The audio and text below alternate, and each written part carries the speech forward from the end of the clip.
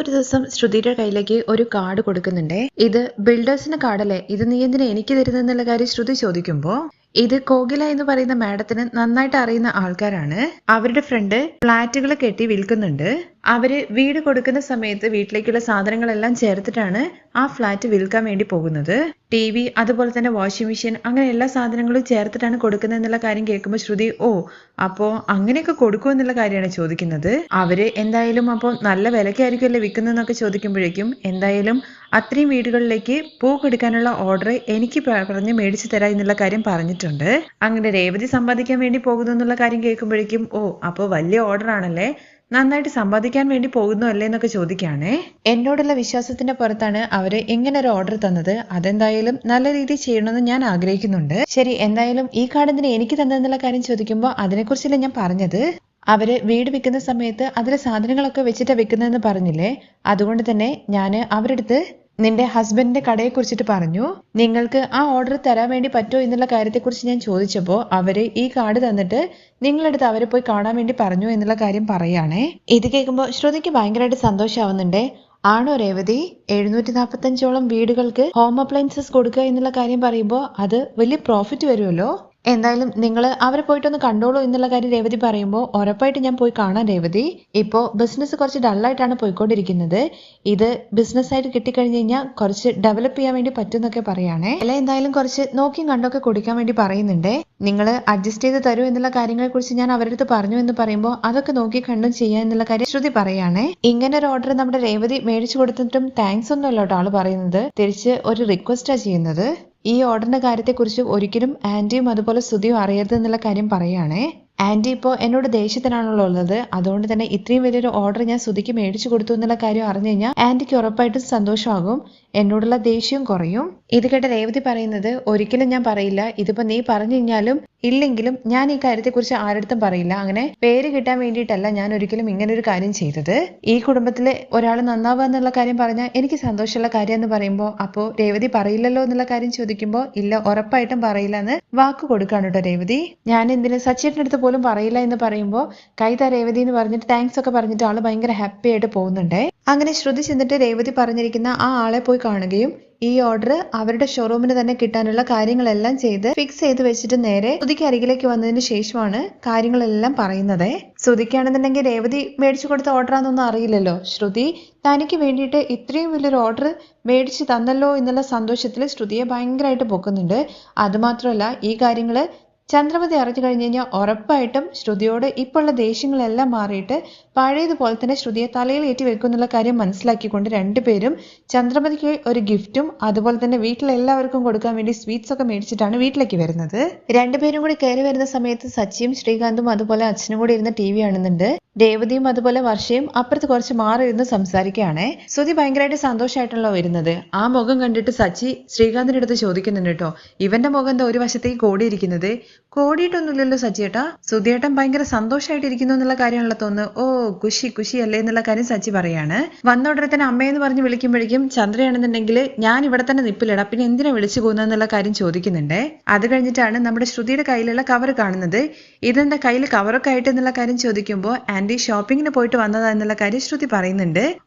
ഇങ്ങനെ ഇവൻ സമ്പാദിക്കുന്നത് മൊത്തം നീ തുണി മേടിച്ച് തീർക്കാണോ എന്നുള്ള കാര്യം ചോദിക്കുമ്പോ അമ്മ ഇത് മേടിച്ചിരിക്കുന്നത് ശ്രുതിക്കല്ല അമ്മയ്ക്കാണെന്നുള്ള കാര്യമാണ് ശ്രുതി പറയുന്നത്. എനിക്ക് വേണ്ടിട്ടോ, എനിക്ക് എന്തിനാ ഡ്രസ്സ് മേടിച്ചത് എന്നുള്ള കാര്യം ചന്ദ്ര ചോദിക്കുമ്പോൾ അതൊക്കെ പറയാമേ, അതിനു മുമ്പ് അമ്മ ഈ മധുരം കഴിക്കുക എന്ന് പറഞ്ഞിട്ട് നിർബന്ധിച്ചിട്ട് മരുന്നിനും കൊടുക്കുന്നുണ്ട്. അച്ഛന് കഴിക്കുക എന്ന് പറഞ്ഞിട്ട് അച്ഛൻ്റെ അരികിലേക്ക് ശ്രുതി മധുരമായിട്ട് പോകുമ്പോഴേക്കും സച്ചിയാണെന്നുണ്ടെങ്കിൽ അച്ഛൻ്റെ അടുത്ത് ഡോക്ടർ മധുരം കൂടുതൽ കഴിക്കരുതെന്ന് പറഞ്ഞിട്ടുണ്ട്. കൂടുതൽ കഴിക്കരുതെന്നല്ലേ പറഞ്ഞോളൂ, കഴിക്കരുതെന്ന് പറഞ്ഞിട്ടില്ലല്ലോ, അതുകൊണ്ട് ഒന്ന് കഴിക്കുക എന്ന് പറഞ്ഞിട്ട് ശ്രുതി കൊടുത്ത് ആ സ്വീറ്റ് മേടിച്ച് കഴിക്കുന്നുണ്ട്. എന്തോ സന്തോഷമുള്ള കാര്യമാണെന്ന് പറഞ്ഞല്ലോ, എന്താണെന്നുള്ള കാര്യം രവി ചോദിക്കുന്ന സമയത്ത് പറയാച്ചാ സ്വീറ്റിന്റെ ബോക്സ് അവിടെ വെച്ചിട്ട് രണ്ടുപേരെടുത്തും എഴുന്നേറ്റ് നിൽക്കാൻ വേണ്ടി പറയുകയാണേ. എന്തിനാണ് നീ ഇങ്ങനെയൊക്കെ ചെയ്യിപ്പിക്കുന്നതെന്നൊക്കെ ചന്ദ്ര ചോദിക്കുന്നുണ്ട്. പക്ഷെ രവിയും അതുപോലെ തന്നെ ചന്ദ്രയും പോയി നിന്നിട്ട് ചന്ദ്രയ്ക്കുള്ള ഗിഫ്റ്റ് ആണെന്ന് പറഞ്ഞിട്ട് ശ്രുതി ആ സാരി കൊടുക്കുന്നുണ്ട്. അത് കഴിഞ്ഞ് രണ്ടുപേരുടെയും ആശീർവാദം മേടിക്കുകയാണ് രണ്ടുപേരും. എന്തായാലും നിങ്ങൾ ഭയങ്കര സന്തോഷത്തിലാണെന്നുള്ള കാര്യം മനസ്സിലായി എന്നുള്ള കാര്യം രവി പറയുമ്പോഴേക്കും കാര്യം പറഞ്ഞു കഴിഞ്ഞു കഴിഞ്ഞാൽ നിങ്ങളും ഭയങ്കരമായിട്ട് സന്തോഷിക്കും. എന്താ ശ്രുതിയേട്ടാ, ബിൽഡപ്പ് കുറച്ച് കൂടുതലാണല്ലോ. എന്താ നീ അച്ഛനാവാൻ വേണ്ടി പോവാണോ? ശ്രുതി ചേച്ചി പ്രഗ്നന്റ് ആണോ എന്നുള്ള കാര്യം ശ്രീകാന്ത് ചോദിക്കുമ്പോഴേക്കും നമ്മുടെ ചന്ദ്രയാണെന്നുണ്ടെങ്കിൽ അങ്ങനത്തെ എന്തെങ്കിലും കാര്യം പറഞ്ഞു കഴിഞ്ഞാൽ നിന്റെ കണ്ണടിച്ച് പൊട്ടിക്കും എന്നുള്ള കാര്യമാണ് ചന്ദ്ര പറയുന്നത്. അത് കേൾക്കുമ്പോൾ ശ്രുതിയും അതുപോലെ ശ്രുതി ആകെ എന്തോ പോലെ ആവുന്നുണ്ട്. ചന്ദ്രയെ ഈ ലോകത്ത് ഒരമ്മയും ഇങ്ങനെ പറയില്ല എന്നുള്ള കാര്യം ചന്ദ്രമതിയുടെ അടുത്ത് പറയുന്ന സമയത്ത് സച്ചി അവിടെ നിന്ന് പറയുന്നുണ്ട്, അച്ഛാ അതിന് നമ്മുടെ അമ്മ എന്ന് പറയുന്നത് ഒരു സ്പെഷ്യൽ അമ്മയാണല്ലോ, അതുകൊണ്ട് അങ്ങനെയൊക്കെ പറയുമ്പോഴേക്കും വർഷയാണെങ്കിൽ അവിടുന്ന് ആന്റി ആദ്യം എന്താണ് കാര്യം എന്നുള്ള കാര്യം അവരൊന്ന് പറയാൻ വേണ്ടി വിടൂ എന്നുള്ള കാര്യമാണ് പറയുന്നത്. അങ്ങനെ ശ്രുതിയുടെ അടുത്ത് തന്നെ കാര്യം പറയാൻ വേണ്ടി പറയുന്നുണ്ട്. ശ്രുതിയാണെന്നുണ്ടെങ്കിൽ ആന്റി എനിക്ക് അറിയുന്ന ഒരു ക്ലയന്റ് അവര് ഒരുപാട് അപ്പാർട്ട്മെന്റ്സ് ഒക്കെ ബിൽഡ് ചെയ്ത് കൊടുക്കുന്ന ആൾക്കാരാണ്. ഇപ്പോ പുതിയതായിട്ട് 745 അപ്പാർട്ട്മെന്റ്സ് വരുന്ന വലിയൊരു ഫ്ലാറ്റ് കിട്ടിയിട്ടുണ്ട്. അവര് ബിൽഡിംഗ് കെട്ടിയതിന് നീ എന്തിനാ സ്വീറ്റ്സ് തരുന്നത്? എന്തോ നിന്റെ അച്ഛൻ കെട്ടിയത് പോലെയാണല്ലോ നിന്റെ സംസാരം. ചന്ദ്രേ, പറയാൻ വേണ്ടി വന്ന കാര്യം പറയാൻ വേണ്ടി അനുവദിക്കൂ. ശ്രുതി നീ പറ എന്ന് പറയുമ്പോ ഇവര് ഈ ഫ്ലാറ്റുകളെല്ലാം വിൽക്കുന്നത് ഹോം അപ്ലയൻസും കൂടി ചേർത്തിട്ടാണ്.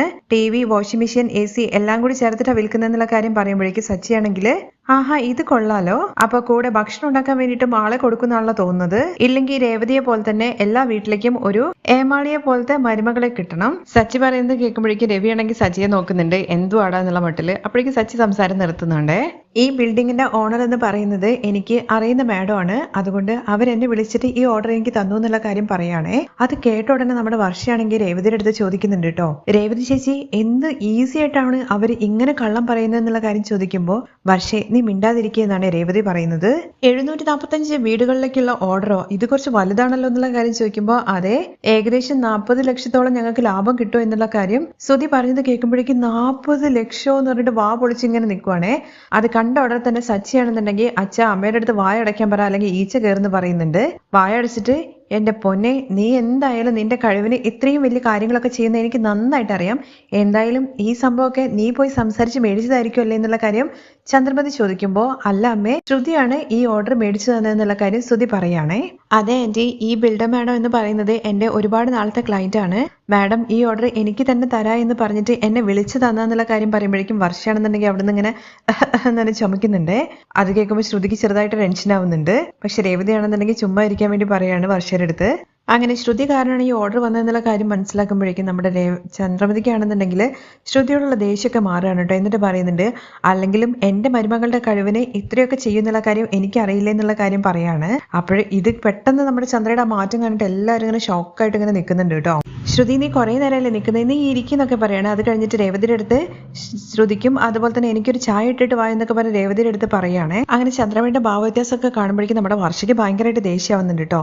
വർഷയാണെന്നുണ്ടെങ്കിൽ ഞാൻ ഇപ്പൊ പറഞ്ഞു കൊടുക്കും രേവതി ചേച്ചിയാണ് ഈ ഓർഡർ പിടിച്ചു കൊടുത്തതെന്നുള്ള കാര്യമൊക്കെ പറയുമ്പോഴേക്കും രേവതി ആണെങ്കിൽ വർഷയെ പിടിച്ചു നിർത്തുന്നുണ്ട്. രേവതി നീ പോയിട്ട് ചുക്കുകാപ്പി എടുത്തോ, മഴക്കാലം വരുന്നത്, കോൾഡ് വരുന്നൊക്കെ പറയുമ്പോഴേക്കും രേവതി നീ അവിടെ നിൽക്ക്, മഴക്കാലം 40 ലക്ഷം വരുന്ന സമയത്താണല്ലേ അമ്മയ്ക്ക് മഴക്കാലത്തിന്റെ കാര്യങ്ങളൊക്കെ ഓർമ്മ വന്നത്. ചുക്ക് എന്തായാലും കുറച്ച് കൂടുതൽ ഇട്ടോ, ഇനിയാണ് അമ്മയുടെ ശബ്ദം കുറച്ച് ഉയർന്ന് കേൾക്കാൻ വേണ്ടി പോകുന്നത്. നീ എന്താണ് കളിയാക്കാണോ എന്നുള്ള കാര്യം ശ്രുതി ചോദിക്കുന്ന സമയത്ത് അതേന്ന് മറ്റുള്ള സച്ചി ഇങ്ങനെ തലയാട്ടുന്നുണ്ടേ. എടാ അവന്റെ കാര്യം വിട്ടേക്ക്, അവനെന്തായാലും നിന്റെ അത്ര അറിവൊന്നുമില്ലല്ലോ, ചുമ്മാ വെറുതെ വായിട്ട് അലയ്ക്കാനല്ലാണ്ട് അവൻ എന്തറിയാന്നൊക്കെ പറയുമ്പോഴേക്കും രവിയാണെന്നുണ്ടെങ്കിൽ നിന്റെ അടുത്ത് ചന്ദ്രൻ ഞാൻ പലതവണ പറഞ്ഞിട്ടുണ്ട് മക്കൾക്കിടയിൽ ഇങ്ങനെ കമ്പാരിസൺ നടത്തരുത് എന്നുള്ള കാര്യം. അച്ഛൻ പറയുന്നത് കേൾക്കുമ്പോഴേക്കും കറക്റ്റ് ആണ് അമ്മേ, അല്ലെങ്കിലും ഇവനെ വെച്ചിട്ടൊന്നും എന്നെ കമ്പയർ ചെയ്യരുത്, അത് എനിക്ക് ഇൻസൾട്ട് ആന്നൊക്കെ പറയാനുണ്ട് ശ്രുതി. അതിന് മാത്രം ശ്രുതിയേട്ടൻ എന്താ ഇൻസൾട്ട് എന്നുള്ള കാര്യം ശ്രീകാന്ത് ചോദിക്കുമ്പോൾ ഞാൻ എത്ര വലിയ ബിസിനസ്മാൻ ആണ്, ഇവൻ വെറും സാധാരണ ഡ്രൈവർ അല്ലേ, ഞാൻ മന്ത്ലി ടേൺ ഓവർ ചെയ്യുന്ന ആളാണ്, എന്നാൽ ഇവനാണെന്നുണ്ടെങ്കിൽ മാസത്തിൽ പിച്ച എത്ര വന്നിട്ടുണ്ടെന്നുള്ള കാര്യം കുഞ്ചിനകത്ത് ഇടുന്നവനാണ്, ബോത്ത് ആർ നോട്ട് സെയിം എന്നൊക്കെ പറഞ്ഞിട്ട് ഇങ്ങനെ സച്ചി ഇങ്ങനെ ആക്ഷേപിച്ച് സംസാരിക്കുന്ന രീതിയിലൊക്കെ സംസാരിക്കുന്നുണ്ടേ. ഒരു ഓർഡർ കിട്ടിയെന്ന് വിചാരിച്ചിട്ട് കൂടുതൽ ഓവർ ആക്കേണ്ട സുധിയേട്ട എന്നുള്ള കാര്യം ശ്രീകാന്ത് പറയുമ്പോഴേക്കും അവനല്ലെങ്കിൽ ഇങ്ങനെ തന്നെയാടാ, ചിറക് വരുമ്പോഴേക്കും പക്ഷികളുടെ വിചാരം ഭയങ്കര ഉയരത്തിൽ പറക്കുക എന്നുള്ള കാര്യമാണ്, പക്ഷേ കുറച്ച് കഴിഞ്ഞ് കഴിഞ്ഞാൽ താഴെ വീഴും എന്നുള്ള കാര്യം അറിയില്ലല്ലോ. രേവതി നീ എന്തായാലും അച്ഛനും അമ്മയ്ക്കും ചായ ഉണ്ടാക്കി കൊടുക്ക്, അത് നിന്റെ കടമയാണ്, വേറെ ആർക്കും നീ ചായ ഉണ്ടാക്കി കൊടുക്കേണ്ട കാര്യമില്ല. കാരണം എന്താന്ന് വെച്ചാൽ നീ ഇപ്പം വലിയ ബിസിനസ് വുമൺ തന്നെയാണെന്നുള്ള കാര്യം പറയുമ്പോഴേക്കും ചന്ദ്ര വയ്ക്കുന്നുണ്ട് എന്ത് എന്നുള്ള കാര്യം.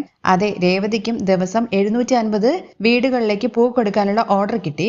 ഇത് കേട്ടിട്ട് ചന്ദ്ര ഇവൾക്കോ എന്നുള്ള കാര്യം ചോദിക്കുകയാണേ. അതെ അമ്മേ, അമ്മയുടെ ഫ്രണ്ട് കോകിലയില്ലേ, അല്ലല്ല, അമ്മ പറ്റിക്കാൻ വേണ്ടി ശ്രമിച്ചില്ലേ? ആ കോകില മേഡം ഇല്ലേ, ആ മേഡം കാരനാണ് രേവതിക്ക് ഈ ഓർഡർ കിട്ടിയത്. ഒരു വീട്ടിലേക്ക് 20 രൂപ ഒരു ദിവസത്തേക്ക് ലാഭം നോക്കിയാല് 750 വീടുകളിലേക്ക് ഒറ്റ ദിവസം കൊണ്ട് 5500 രൂപ കിട്ടും. ഒരു മാസത്തേക്ക് 1,65,000 രൂപ, അത് ഒരു വർഷത്തേക്ക് 19,85,000 രൂപ. സച്ചി കണക്ക് പറയുന്നത് കേൾക്കുമ്പോഴേക്കും ആദ്യം വർഷം എണീക്കുന്നു, പിന്നെ ശ്രീകാന്ത് എണീക്കുന്നു. 5 വർഷത്തേക്ക് 99 ലക്ഷം രൂപ. പിന്നെ ഈ നല്ല ദിവസങ്ങൾ, പൊങ്കല്, അത് ഇത് ദീപാവലി സംഭവങ്ങളൊക്കെ വരുമല്ലോ, അതെല്ലാം ഒരു ദിവസത്തേക്ക് കണക്ക് കൂട്ടി നോക്കിക്കഴിഞ്ഞു കഴിഞ്ഞാൽ 1 കോടി രൂപയിൽ മുകളിൽ ലാഭം രേവതിക്ക് വരും. മൊത്തത്തില് രേവതി കോടീശ്വരി രേവതി എന്നുള്ള കാര്യം പറയാണേ. ഇത് കേട്ടിട്ട് ചന്ദ്ര അങ്ങ് ഷോക്ക് അടിച്ച മാതിരി ഇങ്ങനെ നിൽക്കുവാണ് കേട്ടോ. എന്നിട്ട് രേവതി ഇങ്ങനെ നോക്കുന്നുണ്ട് ചന്ദ്ര നോക്കുന്ന സമയത്ത് വർഷയ്ക്കാണെന്നുണ്ടെങ്കിൽ സച്ചി പറഞ്ഞ കാര്യങ്ങളൊക്കെ ഭയങ്കരമായിട്ട് ഇഷ്ടമാവുകയും നന്നായിട്ട് ക്ലാപ്പ് ചെയ്യുകയും ചെയ്യുന്നുണ്ട്. സച്ചേട്ടൻ പറഞ്ഞത് വളരെ കറക്റ്റ് ആണ്. ഈ TV, വാഷിംഗ് മെഷീൻ, ഫ്രിഡ്ജ് അങ്ങനത്തെ സാധനങ്ങളൊന്നും സ്ഥിരമായിട്ട് ആരും വാങ്ങൂലല്ലോ. ഒരു തവണ വാങ്ങിക്കഴിഞ്ഞ് കഴിഞ്ഞാൽ പിന്നെ അത് 4-5 വർഷം കഴിഞ്ഞിട്ടേ വാങ്ങുള്ളൂ. എന്നാ പൂ ദിവസവും വാങ്ങും. അപ്പൊ രേവതിയുടെ ചേച്ചിയുടെ ബിസിനസ് ഡെവലപ്പ് ആയിക്കൊണ്ടേയിരിക്കും. ഇപ്പൊ പറ അമ്മ, ആര് കോഫി ഉണ്ടാക്കി കൊടുക്കണം എന്ന് ചോദിക്കാനായിട്ട്